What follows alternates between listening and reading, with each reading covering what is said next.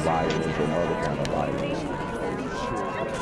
Get away! I could be at work, at school, in my car, I can still get shot by the police, but I can get shot anywhere. So it is what it is.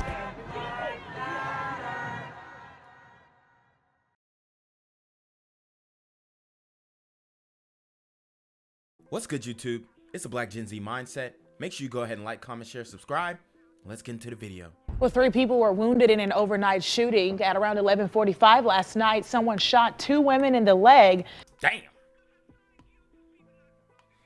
2 women shot in the leg. This is St. Louis. It's going down. It's been going down for a minute out there. The Super Gremlins are on 10.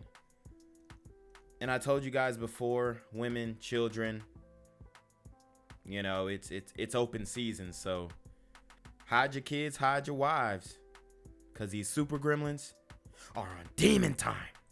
And a man in the arm along Athlone Avenue near Penrose Street in North St. Louis.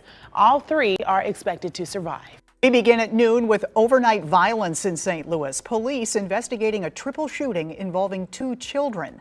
Thanks for being here. I'm Kay Quinn. The shootings happened late last night in a home at Athlone and Penrose. Investigators say the gunfire came from outside the home. Alex Fees has the latest from police headquarters. St. Louis police confirmed that 2 of the victims are minors. They say they are girls ages 16 and 12. Police tell us the 3rd victim is a 51-year-old man. This happened late Tuesday night. Dang. So I'm going to assume that they were targeting the 51-year-old man. What type of 50-year-old or 50-year-old man really has that type of beef in the streets? The only way you can have that type of beef is, you know, maybe he told some Super Gremlins off. Maybe he told them to leave somewhere. You know, maybe he tried to check them because they was blasting the music. Who knows?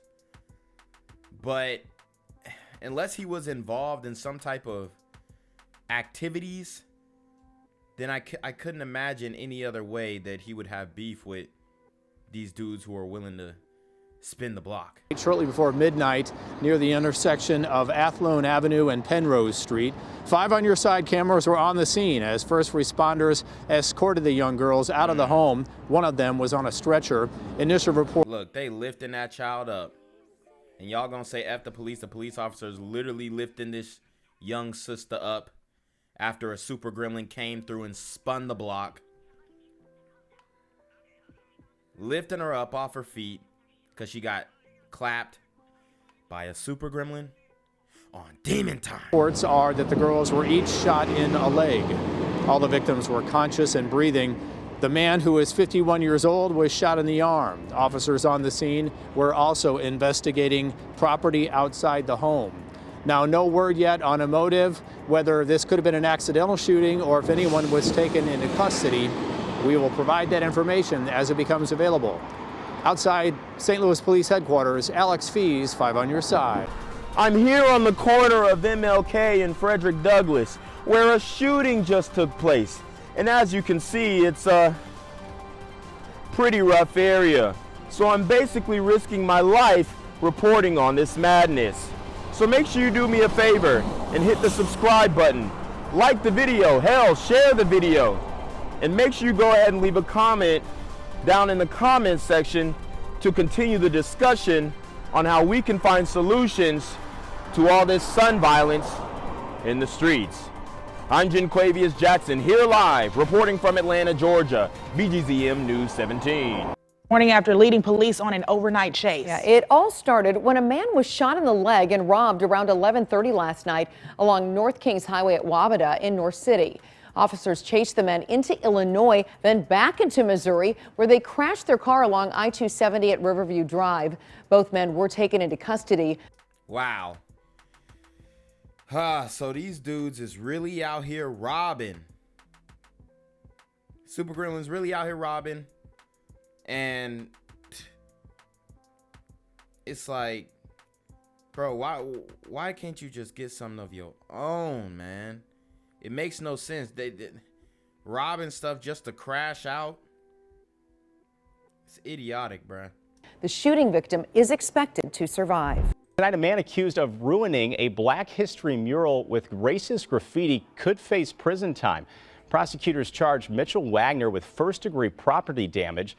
Investigators say in December, Wagner and 3 others vandalized a Washington University mural on an... Wow. So we got one. We got one. A vandalized mural, because we know that a lot of these murals for slain rappers or slain street dudes, they get vandalized by other super gremlins. So we got a vandalized mural with racist remarks. All right. And it wasn't done by a super gremlin on Demon Time. So we actually did a story on the, there was some vandalism out there in California. And apparently it was a young sister who ended up doing that. And then we had the bomb threats at the HBCUs. And I believe that it was, you know, a brother or a sister, but who knows? And then we've got all of these hate crime hoaxes, Jussie Smollett and whatnot. But now we got Mitchell Wagner. Bona fide. He did it. He's getting caught. And they say he's facing jail time. So... do I think he needs to be locked up? I'm sure they got more things to worry about. But, I mean, I ain't losing no sleep over him being locked up neither. Honestly, it's a non-issue, but I definitely wanted to cover it because we actually have one of those that the media would be salivating over.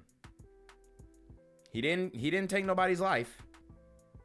He just vandalized a mural. An I-64 underpass. Surveillance video showed Wagner's car at the scene of that crime, and if convicted, he could face up to 4 years in prison. St. Louis County Prosecutor Wesley Bell said in a statement today, though we know that defacing a mural honoring African Americans by tagging it with the name of a white supremacy group is supposed to send some kind of message, this region embraces our diversity, and that unifying spirit is vastly more powerful than hate spewed with paint cans, end quote. Gang violence and other kind of violence. Guess what? I could be at work, at school, in my car, and I can still get shot by the police. I can get shot anywhere. So it is what it is.